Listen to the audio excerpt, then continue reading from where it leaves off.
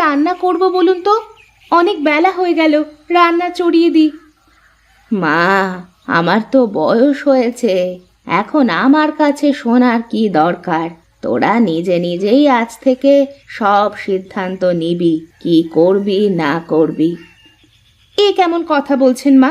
আপনি যতদিন আছেন ততদিন আপনি আমাদের অভিভাবক, আপনি বাড়ির সব সিদ্ধান্ত নেবেন। না রে মা, আমার বয়স শেষ, এখন তোদের সংসারের দায়িত্ব তোদেরই নিতে হবে। আচ্ছা মা, তাহলে আমি আজ খিচুড়ি রান্না করি। আচ্ছা ঠিক আছে মা, সাথে শুকনা মরিচ ভর্তা করিস। ঠিক আছে মা, তাই করব।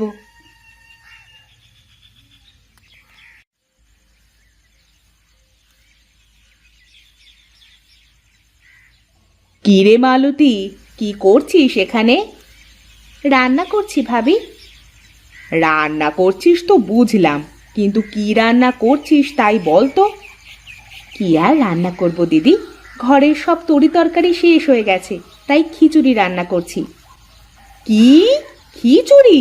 তুই কার কাছে শুনে খিচুড়ি রান্না করছিস শুনি? কেন, খিচুড়িতে কি সমস্যা? তুই রান্না করার আগে আমার কাছে একবার শুনে দেখতে পারতি। আমি তো মায়ের কাছে শুনে এসে তারপরে রান্না করতে বসেছি। এরপর থেকে যে কোনো কাজ করার আগে আমার কাছে শুনে নিবি। কেন, আমি তো মায়ের কাছে শুনে তারপরে রান্না করেছি, আর মা যতদিন বেঁচে আছে ততদিন মা তো এবারের অভিভাবক। তোর এত বড় সাহস, তুই আমার মুখে মুখে কথা বলিস? এখানে সাহসের কি হয়েছে? আমি তো ঠিকই বলেছি।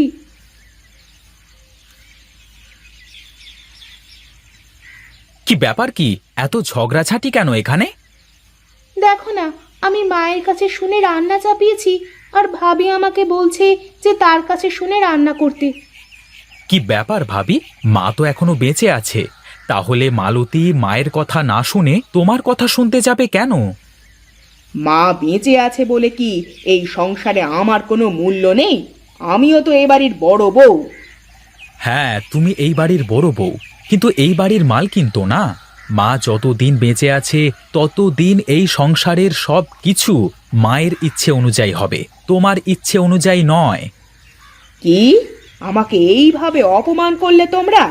আমি এই অপমানের কথা ভুলবো না, এই আমি বলে দিলাম। আমি আজ থেকে আলাদা হয়ে যাব। এই দেখো ভাবি, এই সামান্য ব্যাপার নিয়ে সংসারে কোনো অশান্তি বাঁধিও না দয়া করে। কি? অশান্তি আমি বাঁধাচ্ছি? এত বড় অপমান!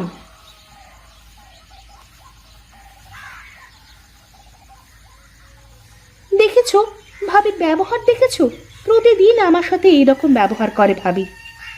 বাদ দাও তো ভাবির কথা, সে তো অমনি। আমার খুব ক্ষুধা পেয়েছে, আমাকে খেতে দাও। আচ্ছা ঠিক আছে, তুমি ঘরে গিয়ে বসো, আমি খাবার নিয়ে আসছি।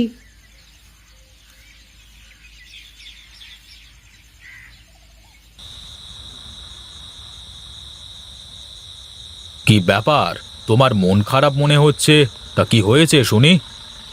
না, তোমার আর সেই কথা শুনে কোনো লাভ নেই। আমার কথা তোমার মাথায় ঢুকবে না। ও, বুঝেছি আমি। তুমি মনে হয় বাপের বাড়ি যাবে, তাই না? অনেক দিন তো হয়ে গেল বাপের বাড়ি যাওয়া হয়নি। চলো চলো, শ্বশুর বাড়ি থেকে ঘুরে আসি। না, আমি কোথাও যাব না। নিজের বাড়িতে সুখ না থাকলে কি আর অন্য কোথাও সুখ খুঁজে পাওয়া যায় নাকি? কেন, বাড়িতে আবার কি হয়েছে যে বাড়িতে সুখ নেই বলছো? কি আবার হবে? তোমার ছোট ভাই আর ভাইয়ের বউ মিলে আমাকে যা খুশি বলে অপমান করেছে। তা কি বলেছে ওরা, বলো তো শুনি। আমি একটু বলেছিলাম যে কোনো কাজ করার আগে আমার কাছে শুনতে, সেই জন্যে আমাকে কত কথা শোনালো। আমি নাকি এই সংসারে অশান্তি বাঁধাই। আরে মা তো এখনো বেঁচে আছেন, তাহলে মায়ের কাছে না শুনে তোমার কাছে কেন শুনবে বলো? সংসারের সবকিছু মা যতদিন বেঁচে থাকবেন ততদিন মাকে সামলাতে দাও, বুঝলে? আমি অত শত বুঝি না। আমি আজ থেকে আলাদা হয়ে যাব। আমি আর এই সংসারে থাকতে পারবো না। তুমি সংসারের চাল চুলো সব ভাগাভাগি করে দাও, আমি আলাদা হয়ে যাব। তুমি কি পাগল হয়ে গেছো নাকি? কি বলছো এসব? এই সামান্য ব্যাপার নিয়ে কি কেউ সংসার ভাগ করে নাকি? আমি জানতাম তুমি আমার কথায় কানই দেবে না। আমাকে অপমান করেছে তো, তোমাকে তো করছে না, তাই তোমার গায়ে জ্বালা বাঁধে না। আচ্ছা আচ্ছা, হয়েছে হয়েছে, কাল আমি সুজয়ের সাথে কথা বলে দেখব। কি হয়েছে বাবা? আমাকে ডেকেছিস কেন তোরা? মা, বড় ভাবি কিন্তু দিন দিন খুব খারাপ ব্যবহার করতে শুরু করেছে। একটু থেকে একটু হলেই আমাকে বলে আলাদা হয়ে যাব, থাকবো না সংসারে। হাতের 5 আঙুল কি আর সমান হয় রে বাবা? বড় বউ একটু খিটখিটে স্বভাবের। সবাই মিলেমিশে থাকাটাই তো সংসারের নিয়ম। শোনো ছোট বৌমা, আমি তোমাকে বলি, সব সময় তুমি একটু ছাড় দিয়ে চলার চেষ্টা করবে, তাহলে দেখবে বড় বউ আর কিছু বলতে পারবে না। না মা, মানুষকে ছাড় দিলে মানুষ আরো মাথায় চেপে বসে, তাই কোনো ছাড় দেওয়া চলবে না। ছাড় দিলে কেউ ছোট হয়ে যায় না রে মা। ছাড় দেওয়া তো অনেক বড় একটা গুণ। এই গুণ সবার ভিতরে থাকে না রে বাবা। আমি কি কম ছাড় দিই নাকি মা? সংসারের সব কাজ প্রায় আমিই করি।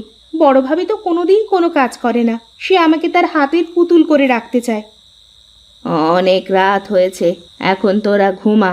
আমি কাল সকালবেলা এর একটা ব্যবস্থা করে দেব।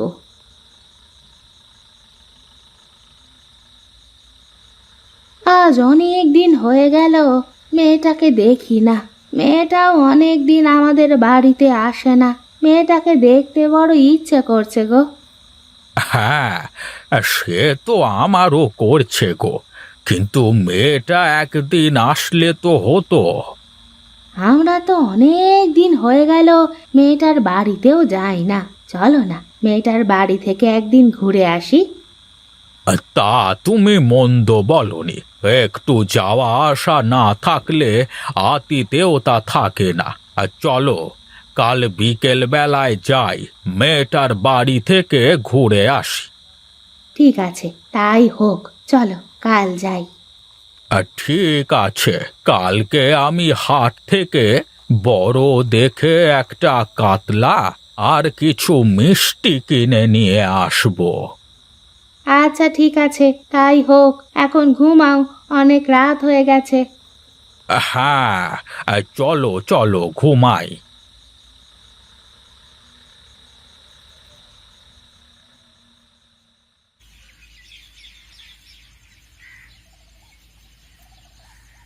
ওগো, কোথায় গেলে?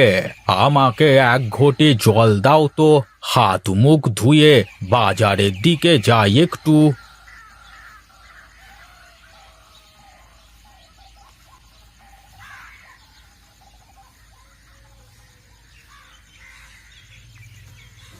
গিন্নি, বাজারের ব্যাগটা দাও তো দেখি, বাজার থেকে ঘুরে আসি।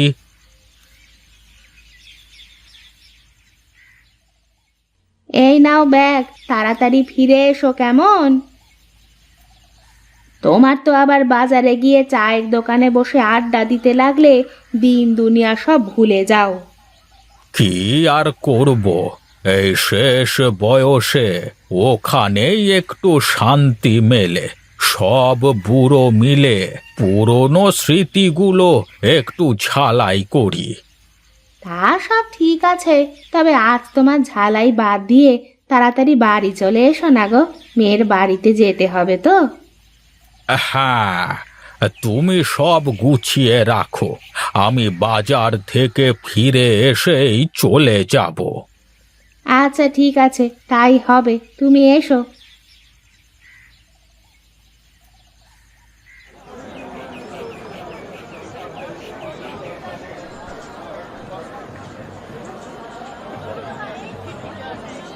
আরে হরিহর কাকা, কি মাছ দেবো আপনাকে? দে দে, বড় দেখে আমাকে একটা কাতলা মাছ দে দেখি। মেয়ের বাড়িতে যেতে হবে, বুঝলি তো। হ্যাঁ আচ্ছা কাকা, এই নাও, এই বড় মাছটা নিয়ে যাও, খুব ভালো হবে। এই পাশের গ্রামের বিলের মাছ। আচ্ছা আচ্ছা, দে দে। এই নাও টাকা, আমি মিষ্টির দোকানে যাই।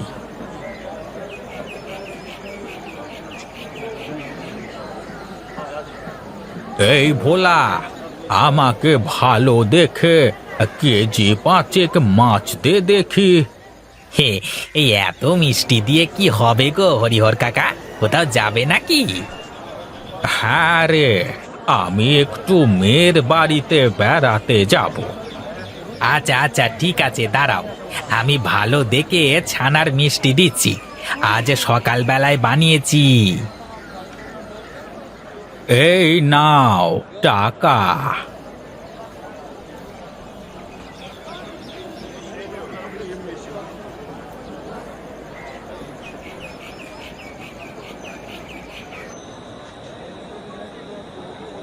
কি ব্যাপার কাকা বাবু, কোথায় চললে? বাড়ি যাবে নাকি? হ্যাঁ রে গণেশ, হ্যাঁ, ভালোই হয়েছে তোর সাথে দেখা হয়ে। আমরা আমরা আজকে মেয়ের বাড়িতে যাব। হ্যাঁ, আমাদের দিয়ে আসতে পারবি তুই? কেন পারবো না, অবশ্যই পারবো। বেশ বেশ, চল তবে।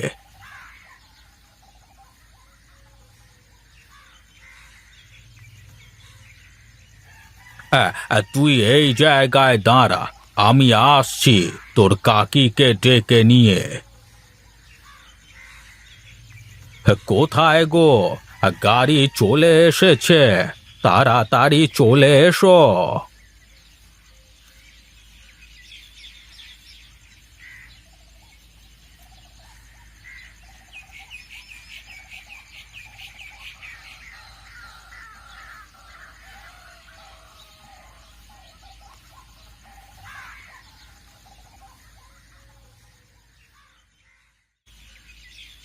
মা, বাবা, তোমরা কতদিন পর আসলে আমাদের বাড়িতে। আমি ভাবছিলাম আমি যাব বেড়াতে। এসো, ভেতরে এসো। হ্যাঁ রে মা, তোকে দেখতে বড় ইচ্ছে হচ্ছিল, তাই চলে আসলাম। ভালোই করেছো, এসো ভেতরে গিয়ে বসো।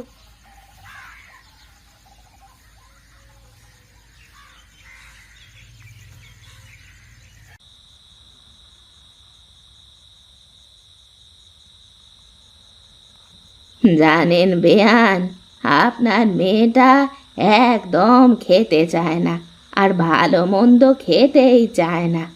বাপের বাড়ি থেকে ভালো মন্দ না খেলে কি আর খাওয়া যায়? সারা জীবন ঘাস পাতা খেয়ে এসেছে বাপের বাড়ি থেকে, এখন কি করে ভালো মন্দ খাবে? হ্যাঁ, এইবার কিন্তু বেশি বলে ফেলছো তুমি ভাবি।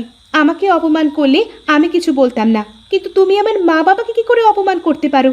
আমি খেলে এখানে সব খাবার খেয়ে ফেলতে পারি, কিন্তু তোমার মতন চোখ বুজে আমি খেতে পারি না গো। খেতে পারলে তো খাবি। ঠিক আছে, তাহলে এসো, দেখি কে বেশি খেতে পারে। ঠিক আছে, আজ যদি আমি বেশি খেতে পারি, তাহলে আজ থেকে তুই আমার কথা মতো চলবি, বুঝলি? আর যদি আমি জিতি, তাহলে তুমি আমার কথা মতো চলবে। আচ্ছা ঠিক আছে, তাই হোক। তোরা কি লাগালি বলতো? থাম, তোরা থাম। ওদেরকে এই প্রতিযোগিতা করতে দিন বেয়ান, তাহলে দুই বউয়ের ঝগড়া যদি থামে।